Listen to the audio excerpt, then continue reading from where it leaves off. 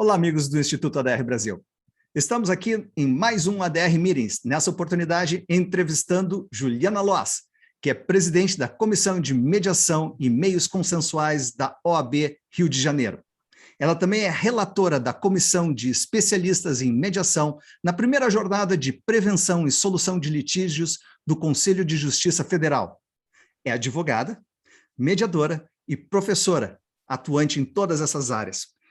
É autoridade no tema que nós vamos debater hoje. E devo apresentar a vocês também o nosso vice-presidente, Ricardo Barcelos, e eu, Eduardo Fontoura, que vou estar aqui divertindo esses dois na sala com grandes referências ao tema.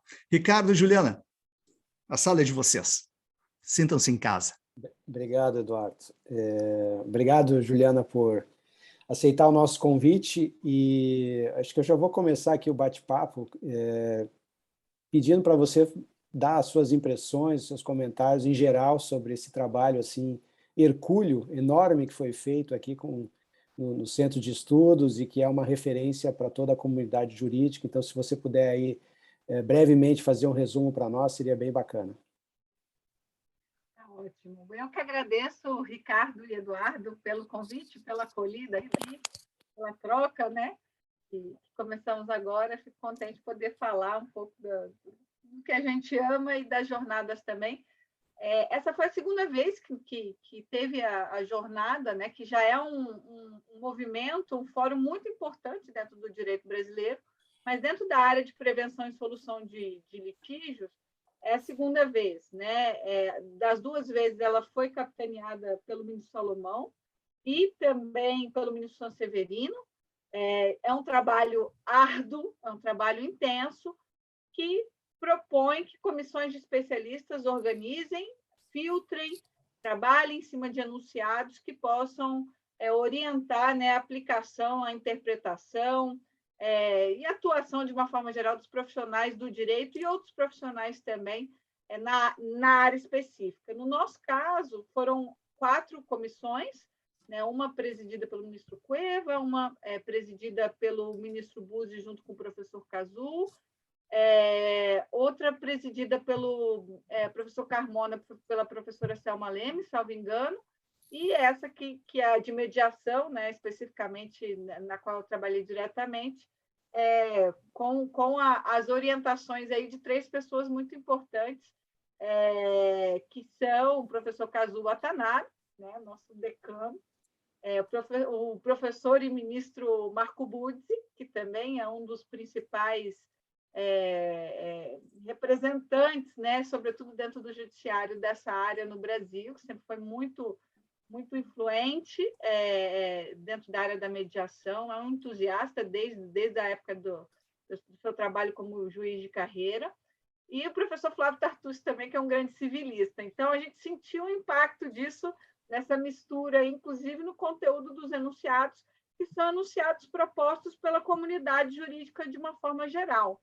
Né? Eles perdem uma autoria a partir do momento que eles são aprovados na jornada, eles são eventualmente ajustados. Então, são enunciados como se fossem reconhecidos, respaldados por toda a comunidade. Existe um quórum de votação, a gente teve a segunda, porque a primeira havia sido há 5 anos, pouco depois do marco legal da mediação, né, da Lei 3.140 surgir, entrar em vigor, e também do CPC. Então, ainda tinha, e também tinha acabado de acontecer também a reforma da lei de arbitragem.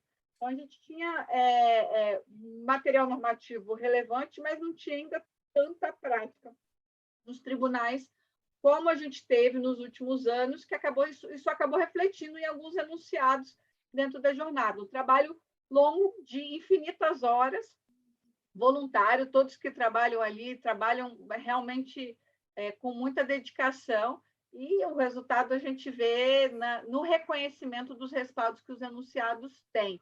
Então, eles são extremamente importantes. Eu estava até conversando com o ministro Cueva, eu acho, na semana passada, falando da importância dos enunciados do CJF para as diversas áreas, né? Que a gente tem enunciados de jornada de direito civil, tem enunciados da jornada de direito comercial, mas eu acho que na nossa área especificamente, embora tenha o mesmo peso, né, interpretativo, se você pegar um livro do Tepedino, do Tartucci, qualquer doutrinador no Brasil respeitado, os enunciados têm um peso muito grande, mas na nossa área tem um peso ainda maior, eu acho.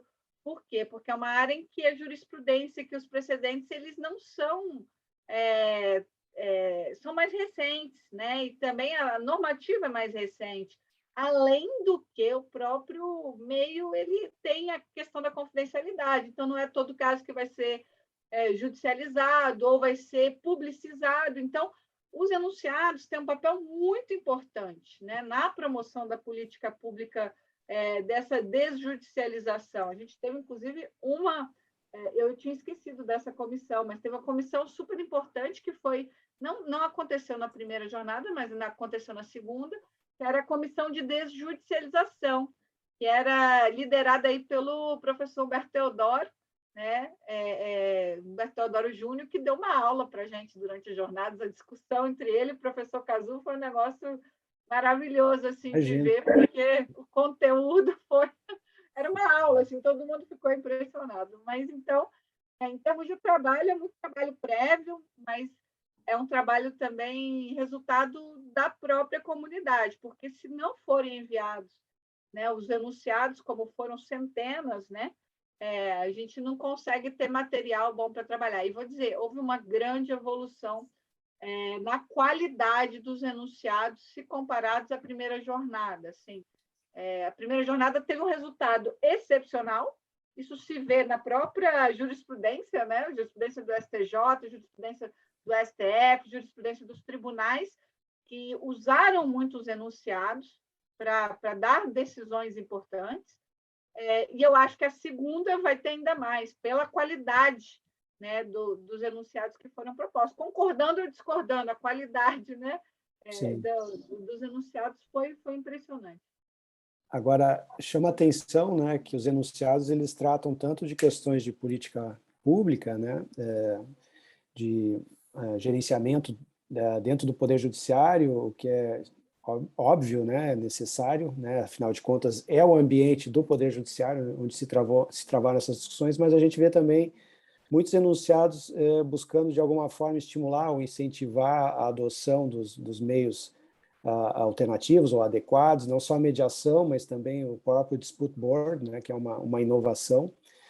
Então, eu queria entender assim como é que foi esse balanço entre a preocupação com a desjudicialização, como você falou, que é algo que é extremamente necessário no Brasil, com também esse viés de buscar incentivar, estimular a sociedade civil e as empresas, em particular, a adotar cada vez mais a mediação e outras formas de prevenção e de resolução de conflito fora do Poder Judiciário.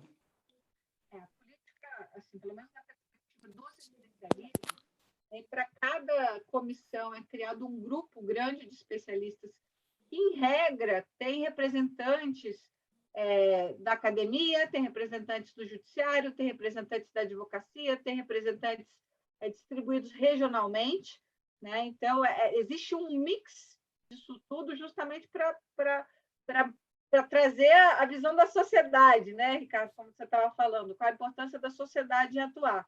Então, há uma preocupação muito grande, porque se a sociedade ela não faz parte, não toma seu lugar nessa tomada de decisão, e muitas vezes isso pode acontecer, por exemplo, quando a política pública ela é imposta top-down, né? Assim, ela vem de cima para baixo, que é um pouco o que aconteceu no Brasil, diferente de outras culturas em que a mediação, as soluções consensuais, elas vão surgindo muito mais e se fortalecendo no mercado privado, no mercado fora do judiciário e também na própria cultura comunitária. No Brasil, não é que isso não exista, mas, sem dúvida, o judiciário teve um papel muito mais relevante no pontapé dessa política pública. A gente tem a Resolução 125 do CNJ, que é fundamental na área de mediação, conciliação, e também em outras áreas, como, por exemplo, na área da arbitragem, o STJ tem um papel fundamental, o STF teve um papel fundamental. A gente tem uma lei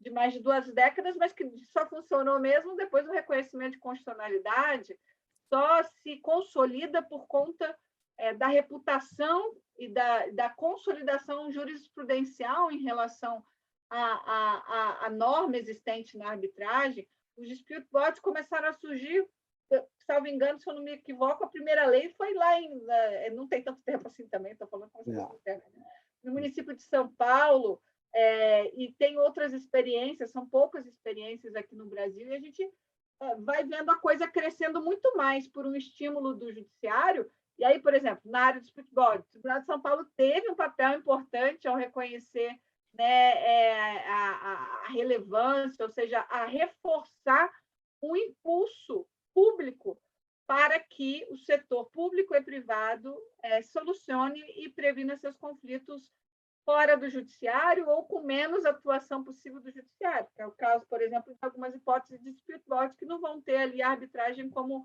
um encaminhamento, mas sim o processo judicial, eventualmente, né? Ou uma recomendação, enfim, a depender da modalidade. Então, por que tem tanto enunciado de política pública que diz, às vezes, aquilo que todo mundo já sabe? E aí o professor Kazuo Watanabe, ele é muito preciso quando a gente traz, o ministro Buzzi também, às vezes a gente fala assim, mas é preciso dizer isso, todo mundo já sabe desse ponto. E aí ele diz, não, é importante, enquanto a política quando ainda for um momento de mudança cultural, eu preciso reforçar mesmo o óbvio, né? Que é, muitas vezes, aquilo que está na política pública. Então, eu não preciso dizer, é claro que a empresa deve se esforçar para prevenir, para evitar a judicialização do conflito, né? É claro, isso todo mundo, qualquer pessoa que trabalha em qualquer área de uma empresa vai dizer. Agora, na prática, como é que isso se concretiza, né? Então, a gente vai caminhando. Então, se a gente olhar os enunciados da primeira jornada, eles têm um conteúdo muito maior de política abstrata do que o segundo. O segundo, ele já vai aprofundando tecnicamente e já vai dizendo, olha, isso aqui eu interpreto assim, assim, assim. Se você faz isso, você está cumprindo. Então, ele vai aprofundando da mesma forma que a sociedade vai amadurecendo. Então, chega um momento que fica assim, não tem muito para onde correr. E a gente vê o resultado disso, né? Tem política pública e tem coisa concreta. É interessante, né? Você falou aí de uma questão cultural, de comportamento, né? Tem estudos que mostram, né, a forma como os ADRs ou os MASCs evoluíram em diferentes países, né? E seguramente o Brasil, exatamente por ser muito centralizador, né, e ter um Estado assim onipresente, acabou que a mediação, sobretudo, se desenvolveu muito a partir do Poder Judiciário, né? E através da Resolução 125 e todas as outras iniciativas, inclusive do professor Kazuo Watanabe, que sempre foi um entusiasta, né, da mediação, e a gente tem percebido agora cada vez com mais força, né, as empresas também se dedicando, e não sei se você concorda, mas gostaria de te ouvir a respeito, que vamos dizer assim, a pandemia, ou esse isolamento social, essa questão das ODRs, né, da possibilidade de estar fazendo mediação, trabalhando em qualquer lugar do mundo, se você percebeu esse movimento, né, essa intensificação da utilização da mediação pelas empresas e tendo em conta também essa questão da tecnologia e que talvez agora, isso que é óbvio, como você falou, que nem precisava colocar, talvez isso agora se torne assim mais concreto, né? Ou seja, claro que as empresas buscam sempre prevenir seus litígios, né? O que eu digo, as empresas não vivem de litígios, elas vivem de vender apartamentos, de vender automóveis, de prestar serviços e assim por diante. Então, se você pudesse, assim, brevemente dar um diagnóstico, como é que você vê o mercado da mediação empresarial hoje no Brasil? Eu acho que tem um impulso enorme mesmo, tá, Ricardo? Eu sinto isso na pele, né? Vamos dizer assim. E eu acho que a inserção da tecnologia foi obviamente, foi fundamental. Acho que já estava caminhando bem, assim, ainda que as pessoas às vezes enxerguem o mercado da mediação empresarial no Brasil ainda incipiente, eu acho que nós caminhamos muito nos últimos anos. Eu falo que eu acho que ainda tem um vídeo na internet, mas teve um evento, que foi inclusive do CJF, não me lembro se foi 2013, 2014, antes da lei. né, antes da lei de mediação. E aí perguntar, eu afirmava assim, olha, eu acho que não precisa de lei, para dizer, né, o óbvio e tal. Quando você vê o efeito e o impacto que teve a lei de mediação no país, aí assim, eu mudei de posicionamento nesse ponto muito claramente, porque assim, é nítida a diferença, é nítida. Eu falo, por quê? Não sei. Acho que até por uma questão cultural também, às vezes as empresas precisam, não só as empresas, mas o gestor público, o gestor privado, o próprio judiciário, o próprio membro do Ministério Público, ele precisa de um respaldo, ainda tem um apego muito grande à norma positivada em texto legal, né? Então, teve um impacto enorme na prática da mediação. Não precisava, eu acho que não, mas, sem dúvida nenhuma, teve um impacto muito grande. E na pandemia aumentou. Acho que aumentou. Há áreas no Brasil que eu acho que poderia ter se desenvolvido melhor, né? Mais rápido nos últimos anos, antes da pandemia. Isso também já. Por exemplo, tem áreas que a solução é consensual, tem que ser consensual, e a gente ainda está atrasado se comparado à explosão de demanda judiciária. Por exemplo, a área de saúde, tanto pública quanto privada, acho que era para ter caminhado muito, não caminhou, tanto quanto deveria. E aí, tanto na mediação como em relação à própria política de acordos, que às vezes não vai precisar de uma mediação, mas essa cultura mesmo de prevenção e solução. Agora, tem outras áreas que por terem tido, talvez, alguns casos paradigmáticos, isso não é um pouco cafona, mas é um pouco isso. Por exemplo, na área de reestruturação empresarial, a gente teve o caso Oi lá em 2016, todo mundo, não pode, é isso, é aquilo. Agora, a questão se incorporou à prática da advocacia no setor. A questão se incorporou às recomendações do CNJ no setor. A questão se incorporou à alteração que teve na lei de recuperação judicial e falências. Então, e aí isso só vai consolidando, só vai confirmando e vai virando algo normal. Então, assim, algumas áreas evoluíram muito, normativamente, na prática, na cultura da advocacia. Por exemplo, nessa área de reestruturação de empresas, existe uma corrida da penhora, né? Hoje já não existe tanto. Hoje já existe um diálogo entre credores muito maior. Hoje já existe um diálogo antecedente ao ajuizamento, por exemplo, de uma recuperação judicial. Então, muda realmente muito rápido em algumas áreas, mas outras ficam um pouco para trás.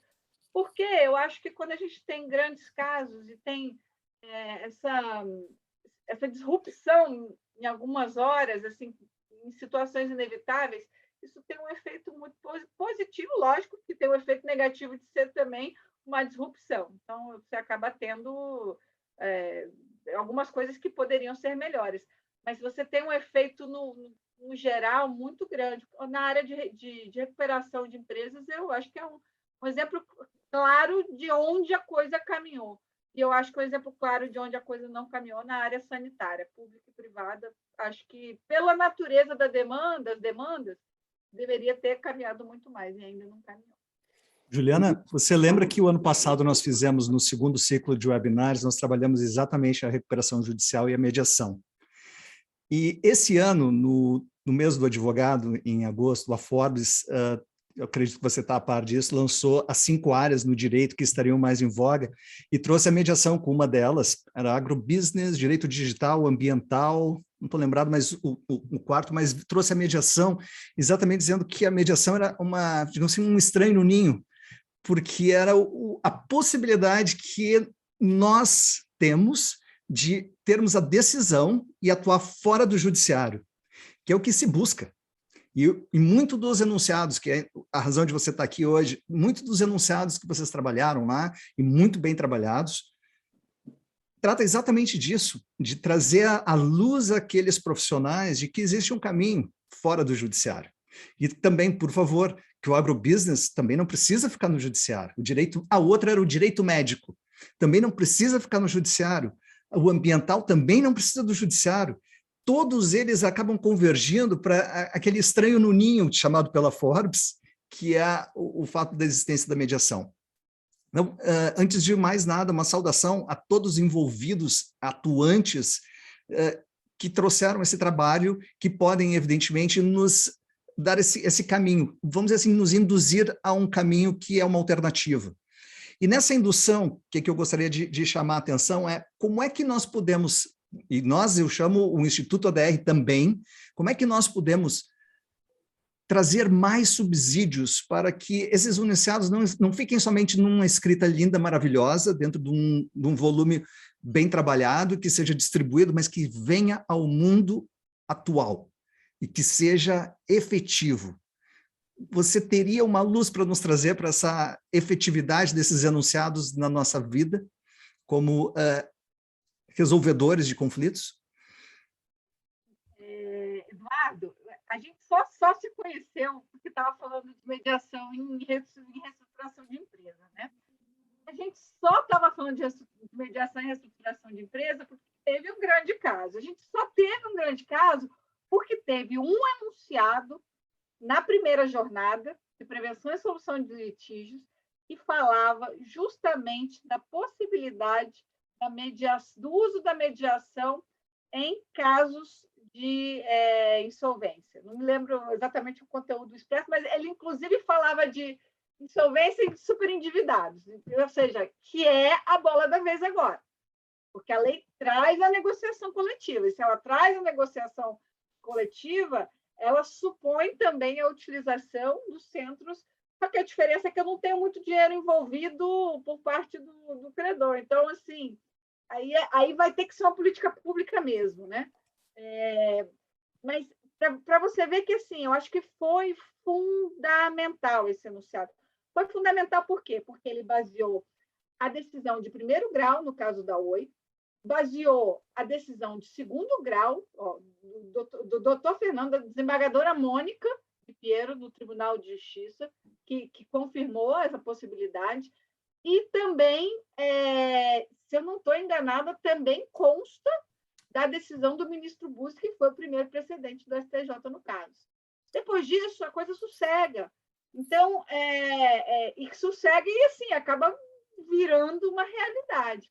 Então, acho que os enunciados, eles são muito fortes. É claro que existem alguns enunciados, sobretudo aqueles mais abstratos, e, às vezes, a gente não consegue entender o efeito direto daquilo, mas ele serve justamente para lastrear uma ação de qualquer ator do sistema de justiça, e extrajudicial ou judicial, que queira ser um corajoso de tomar uma decisão inovadora. Então, no momento em que esse juiz, que esse magistrado de segundo grau, que esse ministro, esses advogados tiveram a coragem e questionaram, o que é que se tinha? Não tinha um precedente, não tinha uma previsão específica na lei, agora tem. O que eles usaram no enunciado? Então, a coragem de ter isso como... E outra coisa, tem uma credibilidade muito grande, porque o quórum de aprovação é alto, a qualidade dos convidados, das pessoas que trabalham ali nessas comissões, ela é inegável. Você pode até achar que a falta gente, falta, porque você nunca consegue alcançar. Mas, sem dúvida, há uma representatividade, há uma qualidade muito grande. Então, tem força per se. E o que a gente tem que fazer? Usar no texto que escreve, usar na petição que faz, usar na decisão que dá, usar no reforço a decisão que vai confirmar ou que vai negar, enfim. É realmente uma voz dos especialistas. E, para ser sincero, muitas vezes o magistrado, ou quem vai decidir, que não necessariamente vai ser um magistrado, pode ser um árbitro, pode ser enfim, um neutro de alguma forma, ele não tem um conhecimento técnico específico daquela área. Então, quando ele tem um enunciado, ele se sente muito mais tranquilo. Então, acho que serve para isso. Como que faz para virar concreto? Usando em tudo que faz. E foi o que aconteceu na área de reestruturação. Se hoje a gente tem uma previsão legal, que também vai me perguntar, acho que não era necessário, mas estou vendo o resultado na prática disso. né? A mediação antecedente, por exemplo, o uso do stay period na reestruturação de empresas, e junto com a mediação, só existe porque uma coisa vai... E aí a coisa vai se firmando, se firmando, se firmando. E aí somos um país avançado nessa área no mundo, isso eu posso garantir, nessa Ótimo. área da Juliana, eu queria adicionar um ponto. Claro. Você comentou que nós temos que utilizar em petições, os juízes devem utilizar em fundamentações, os mediadores podem utilizar também como um argumento na conversa, claro. Mas os estudantes acadêmicos, eles podem seguir aqueles enunciados e fazerem trabalhos maravilhosos de conclusão, que poderão, evidentemente, trazer eles como peças, molas importantes nesse cenário, nessa arena, para poder pacificar esse processo todo de litígio que nós sabemos que não está sendo resolvido. Nós dizemos que repetir algo que não está dando certo não faz bem à saúde, não faz bem à cabeça, não faz bem ao bolso. Obrigado, Juliana. Não, imagina, dos estudantes, Eduardo, você sabe que o professor Flávio Arthur, ele diz o seguinte, que lá nos primórdios, né, da jornada, salvo engano, foi o ministro Rui Rosado, não sei se eu estou equivocada, mas eu acho que foi. Seja lá quem for o que estimulou a primeira jornada, que eu não me lembro de cabeça aqui, mas foi um ministro super reconhecido, que nós todos conhecemos, eu posso estar equivocado, mas que ele dizia o seguinte, que o enunciado, e o professor Flávio repete isso, o enunciado da jornada, ele precisa ser claro, eu sei que nem sempre isso acontece, tá? Mas ele precisa ser claro o suficiente para qualquer estudante de direito entender. Então, é justamente esse o ponto, né? Tem que ser mais claro, mais evidente ainda do que aquilo que às vezes está no corpo da lei, que exige uma certa forma. Ali não. Ali a gente tem que estar assim, a pessoa tem que entender. Eu sei que nem sempre isso é possível, mas é fundamental. Agora, é interessante, né, a evolução, né, desses mecanismos. Realmente, se a gente for puxar pela memória, né, a lei de arbitragem ficou sub judice muitos anos até finalmente entrar em vigor, e hoje é uma realidade. O Brasil é uma referência mundial no campo da arbitragem, e existia muita discussão teórica a respeito da constitucionalidade da lei, né, coisa que hoje parece um absurdo, né? Já a mediação entrou fácil, né, na comunidade jurídica, já está com uma excelente penetração nos meios acadêmicos, nessas competições. Então, eu realmente acredito muito nas futuras gerações. Eu acho que essa geração millennial e as que vêm depois certamente não convivem com 5, 10, 15, 20, 30 anos de duração de um processo. Isso não faz parte da realidade, né? A minha filha, por exemplo, ela decidiu que não quer ter carro, ela vai só usar, né, aplicativo, não precisa. E quando eu fiz 18 anos, a coisa que eu mais queria na vida era ter um carro, né? Então, essas gerações futuras eu aposto muito, né? E aí eu queria pegar o gancho do seu lado aí de professor, enfim, como é que você está vendo assim a formação dos mediadores, né? Porque isso é um receio que eu tenho, né, vamos dizer assim, de ser um movimento, assim, uma onda, né, como se houvesse mercado para todo mundo, formações enfim, como é que a gente não só faz a mediação crescer, mas faz ela crescer com qualidade? Esse é um ponto, eu não sei se vocês sentem a mesma coisa. Eu acho que a gente teve, que também acho que é natural. Logo, um pouco antes até da própria lei de mediação, a gente já teve uma explosão na capacitação e formação, mas sobretudo depois da lei, né? Porque a gente tem na lei a previsão, e a lei que traz, não é nem o Código Civil, o Código de Processo Civil também traz, mas a lei trouxe num primeiro momento a capacitação do mediador extrajudicial e judicial. No Brasil, a gente tem essa distinção. Então, eu acho que teve um boom de capacitação, de formação. Acho que hoje não tem a mesma...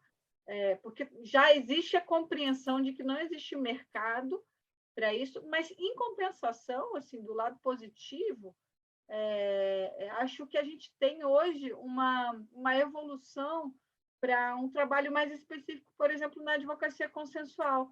Não adianta ter um monte de mediador se eu não tenho advogados que trabalhem, saibam trabalhar em mediação, em conciliação, em negociação. Então, acho que, nesse ponto, nós tivemos um boom de capacitação. Isso foi absorvido de alguma forma, mas não por um mercado, foi absorvido pelos tribunais, isso foi absorvido pelos próprio mercado de capacitação. Teve uma certa saturação. Acho que hoje o mercado de capacitação, por exemplo, para a formação de mediador judicial, ele está bastante saturado. E complicado, confuso, porque eu acho que as normas, né, elas mudaram muito durante esse período, são complexas, então assim, não são seguidas uniformemente por todos os tribunais. Agora, na área de capacitação do mediador de uma forma geral, e aí, né, para o mediador extrajudicial, acho que a gente hoje tem uma oferta de capacitação melhor. Até porque hoje, com os meios online, hoje você tem assim, um acesso a conteúdos maravilhosos, né, no mundo inteiro. Tem algumas barreiras de língua, de cultura, é claro, mas antes, se você quiser, vamos colocar, não tem tanto tempo, mas há 10, 15 anos, 10, estou falando besteira, não, há mais, há 15, 20 anos, se você quisesse fazer um curso de capacitação, tinha pouquíssimos no Brasil.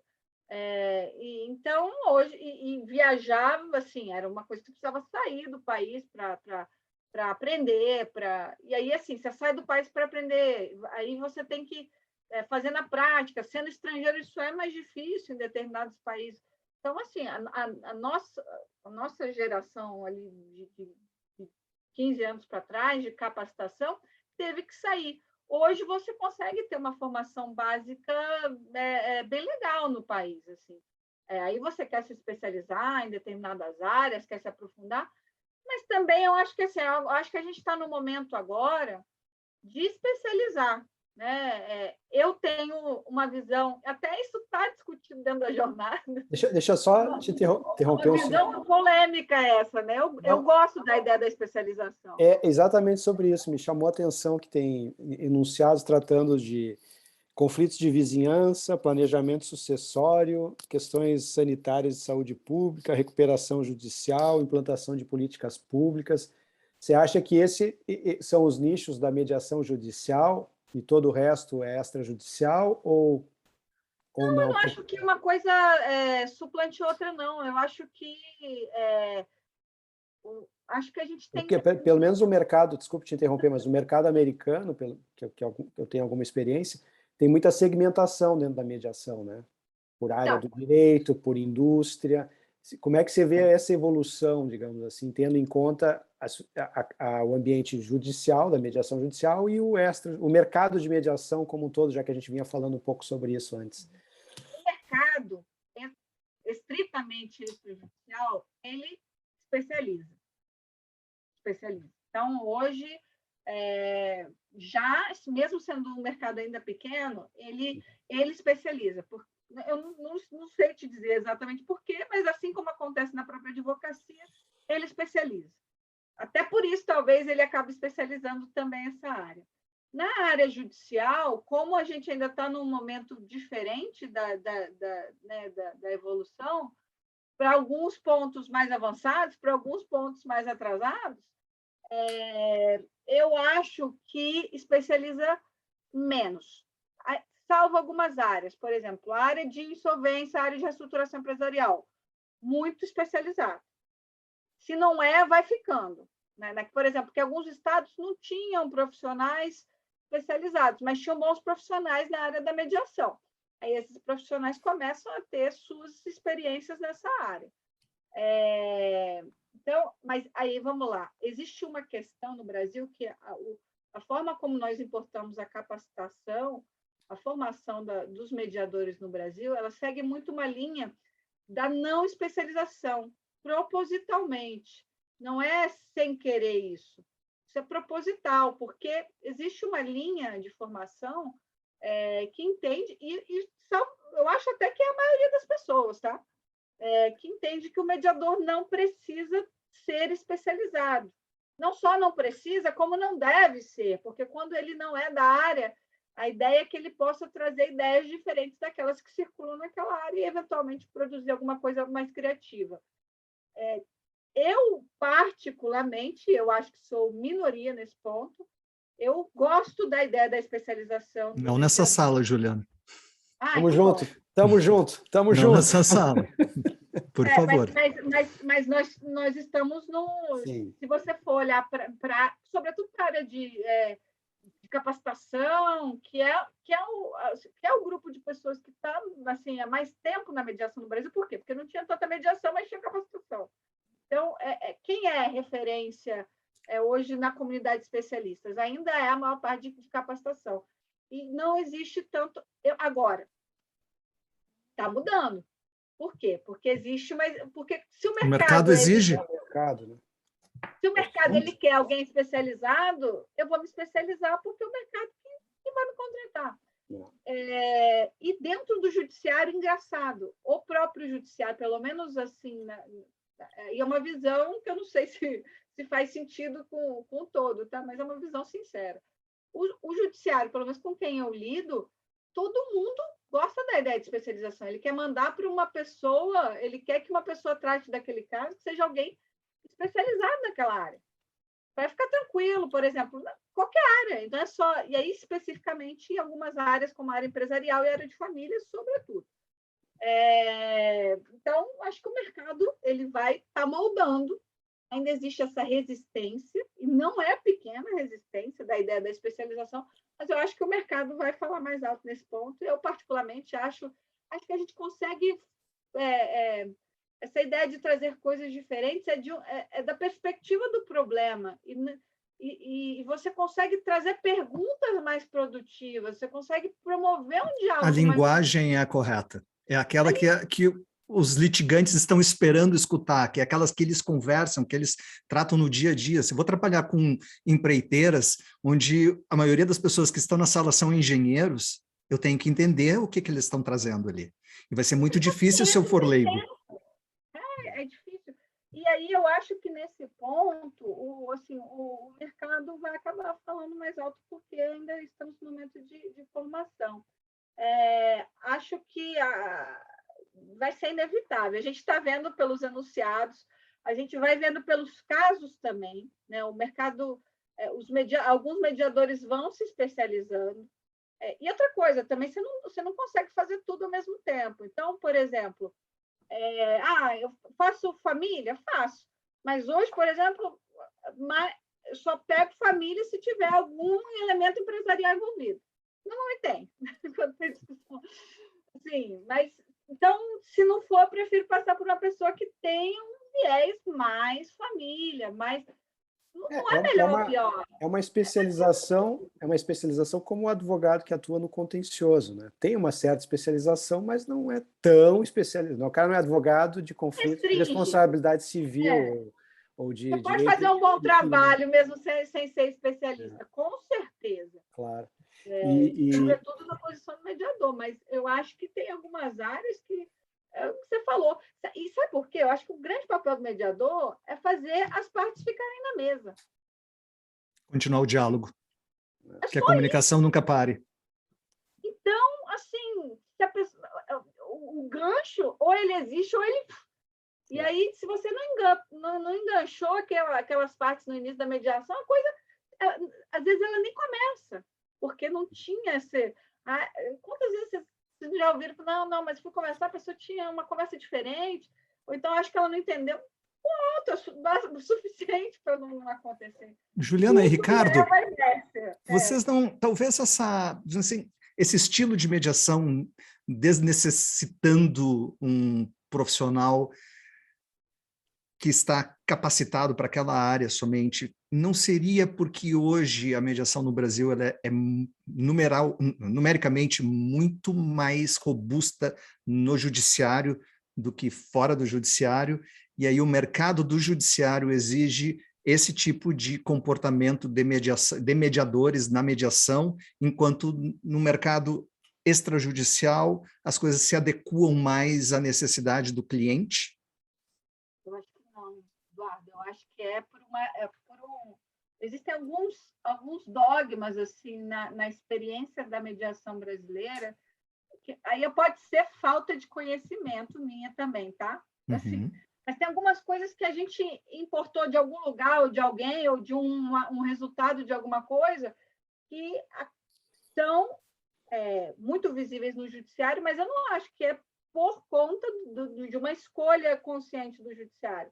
Por exemplo, muitos tribunais, e assim, com mediação, no mercado privado, muito difícil as partes quererem pagar para duas pessoas. Claro que às vezes é ótimo, mas assim, não é a realidade do mercado privado. Mas no judiciário tem isso. Por quê? Porque o judiciário quer? Não. Acaba querendo. Por quê? Porque a ideia que foi trazida para o Brasil de mediação foi um pouco essa. Está errado? Não. Eu acho que é uma linha, assim, sabe? A outra coisa, a ideia da perspectiva de ter uma mediação mais pró, assim, acordo. Não é a linha preponderante no Brasil. Está errado? Não, mas assim, não é o caminho padrão que se ensina, que se aprende, também na via extrajudicial. Só que acontece que o mercado ele exige outras coisas. O mercado, na maior parte das vezes, ele gosta de ter um resultado concreto, né? Ele gosta de ter... E a gente fala assim, às vezes teve um resultado concreto, você que não percebe, mas não adianta. Ele tem que perceber.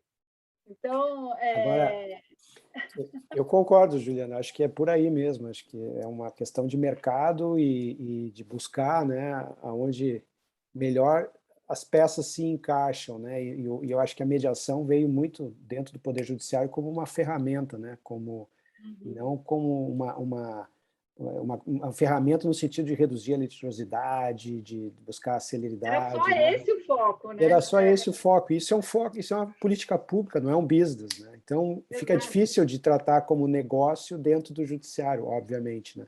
Fora do judiciário, aí sim que eu acho que temos aí um caminho interessante pela frente. Eu acredito que a especialização virá, né, com o tempo, né? Essa palavra especialização, Ricardo e Juliana, nós estávamos falando dos mediadores. Nós passamos, a Juliana tangenciou que os advogados também precisam se especializar em mediação, e que aí, evidentemente, necessariamente ele tem que ser consensualista. Não, ele tem que saber trabalhar dentro da mediação. E aí, Juliana e Ricardo, eu gostaria de trazer... Pelo menos, né? Sim. Eu acho que essa seria a bola da vez, né? Mas tem mais uma ainda outra, Ricardo, porque aqui a gente vê isso muito. O povo sabe negociar. Ele não vira para o advogado e pergunta, e aí? Não, aqui ele senta na mesa com o advogado, porque ele precisa estar com o advogado ali. Ele já começou o processo. Aqui, leia-se nos Estados Unidos, onde você se encontra. Isso. Na Califórnia. Então, o que acaba acontecendo, Juliana? No meu sentimento que eu tenho, porque a gente continua trabalhando com o Brasil e, graças a Deus, o ODR está aqui, a gente pode fazer isso. O meu sentimento é que há uma necessidade do nosso brasileiro, e aí eu vou de todos os níveis, saber negociar. E entender que uma negociação é uma ciência, e ela tem uma linha de trabalho e de projeto para se chegar lá. E quando se senta numa mesa, não é aquele momento que vão ver o que vai acontecer. Não, você tem que estar preparado para tudo que pode acontecer. Inclusive saber se comunicar. E aí o comunicar vem de como eu uso as mãos, como eu uso o tom de voz, como eu uso a minha cabeça, enfim, todo o conjunto. E eu sinto que há uma necessidade muito forte do brasileiro em si aprender a negociar. E não retiro a mim desse, porque eu estou aprendendo. E todo dia eu vejo que eu não sei tanto quanto eu gostaria, porque coisas acontecem numa sala que eu não consigo interpretar na hora. No outro dia cai a ficha. E, evidentemente, para o próximo momento, na próxima, que eu vou sentar numa sala não com aquelas mesmas pessoas, mas até mesmo com uma outra natureza, assim, já vi isso acontecendo. A dinâmica é a mesma. E aí você vai lembrar daquele dia que alguma coisa aconteceu e começa a trocar. O que é a mediação do que uma negociação assistida por uma terceira parte, onde ela vai manter a comunicação entre os que estão em conflitos na sala? Então, nós temos todos que saber comunicarmos e negociar. Aí eu vou do presidente do Brasil ao faxineiro do Palácio do Planalto. Tá? Todos precisamos saber disso. Ninguém aqui é expert no tempo de dizer assim, eu não preciso saber mais. Eu acho que esse é o caminho, né? O caminho da negociação, da especialização, mas, sobretudo, da advocacia consensual, resolutiva, colaborativa, inteligente, eficiente, pró-cliente, preventiva. Aí o adjetivo fica a critério de cada um, mas, sem dúvida nenhuma, a advocacia ortodoxa, convencional, de esgotar até o último recurso. E eu, pelos contatos que eu tenho com escritórios, enfim, a maioria dos escritórios já tem um pouco bastante, talvez até, porque os clientes exigem, né? Os clientes não se conformam mais com processos que duram eternidade, né? Mas quanto tempo ainda nós temos, Eduardo? Acho que já estamos caminhando para o final, Sim, né? Juliana, eu não vou agradecer agora, porque eu gostaria ainda de escutar muito de você, tá? Mas tem um ponto que nós gostaríamos de levar para o nosso público. Você trouxe muitas informações, e eu tenho uma que eu gostaria de realçar, que esses enunciados, eles têm um valor muito maior do que nós podemos imaginar. E você trouxe essas ideias e ficou claro que, para mim, antes, no nosso aquecimento, eu estava colocando que eu não consigo ver como vai ser aplicado. E, efetivamente, você me convenceu aqui, e eu preciso trazer isso para o nosso público, que o enunciado, sim, ele vai ser aplicado quando nós sabermos o momento adequado de aplicarmos e utilizarmos eles como fundamento do porquê que nós estamos agindo assim. Porque outros estiveram lá antes de nós, estudaram e resumiram em poucas palavras, com um sentido que qualquer leigo pudesse entender e pudesse aplicá-lo. E muito obrigado pelo teu trabalho, que, como o Ricardo mencionou no início do nosso programa, hercúleo, e evidentemente é um trabalho de time, ninguém faz sozinho, e se perde a autoria, porque depois todos vêm, a ideia está lá. Meus parabéns. E obrigado por nos trazer, nesse período aqui, essas informações e luzes para todos e continuarmos essa... Não vou dizer assim que a nossa batalha seja hercúlea, o trabalho de vocês foi hercúleo, a nossa batalha é muito gostosa de se fazer. E a gente precisa que vocês preparem isso para nos facilitarmos essas ferramentas lá na frente. Na verdade, agora está começando, né, Eduardo? Eu acho que assim, agora a gente tem que usar mesmo, tem que fortalecer, e eu de fato acredito. Eu vejo, sempre achei que tinha força, mas eu vejo na prática, eu dei um exemplo prático, concreto, que saiu do enunciado para a prática, para a norma, para outra norma, que volta para a prática. Então, e vira jurisprudência. Vira. É um ciclo virtuoso, assim, nesse ponto. Claro, alguns vão dizer que não, mas pelo menos dá uma certa previsibilidade, dá um certo respaldo para aqueles líderes, porque, no fundo, o que faz diferença é isso, algum líder, algum corajoso que foi lá e inovou e fez alguma coisa que todo mundo achava que não fazia sentido naquele momento. A mediação é um caso muito claro, a arbitragem, qualquer coisa que chega de novo, né? Acho que a gente está nesse momento de muitas inovações, então, para um país, como vocês disseram, que tem um caráter ainda muito paternalista, que tem um caráter muito forte, né? Que o peso estatal ainda tem um impacto muito grande, ter isso por escrito e confirmado, e consolidado, e aprovado, é fundamental para que a gente possa dizer, olha, eu não estou sozinho. Exato. No mínimo serve como um excelente estímulo, né? Não só para quem já tem uma rodagem, já tá nessa estrada da mediação há mais tempo, mas sobretudo para as gerações novas que estão vindo aí com... Mas eles dão show, né, gente? Eles dão show. Cada vez que eu participo dessas competições, eu fico mais encantado ainda e acredito muito que o futuro realmente está na mão dessa galera nova aí que está vindo, né? Eles entendem muito melhor do que a gente, porque eu acho que já vieram com um tipo de... Sim, eu sempre brinco, né? É muito mais fácil explicar para um empresário, né, que uma mediação é uma negociação assistida do que explicar para ele o efeito suspensivo do agravo de instrumento que se não entrar liminar, você entra com agravo regimental, isso é grego, não tem como entender, né? E a mediação aterriza muito bem nesse ambiente aí por conta disso. Bom, da minha parte também quero agradecer, Juliana, muito obrigado, a gente teria aí assunto para conversar o resto do dia, da noite, e fica o convite aí para você voltar quando quiser, a gente marcar um outro bate-papo desses. O ADR Brasil vai realizar um evento agora no final do mês de novembro, exatamente para buscar fazer esse fio condutor entre a realidade dos negócios e a mediação e outros meios de resolução de conflitos serem algo que torne a vida do empresário uma vida menos complicada do que já é hoje no Brasil. Muito obrigado. Eu que agradeço. Um beijo, boa noite, bom dia, não sei. Obrigado, Juliana. Um grande abraço a todos. Esse é o ADR Meetings e mais uma presença de uma pessoa muito importante para os nossos métodos autocompositivos. Juliana Loss, Ave. Esperamos vê-la sempre por perto. Até breve. Até breve. Obrigado.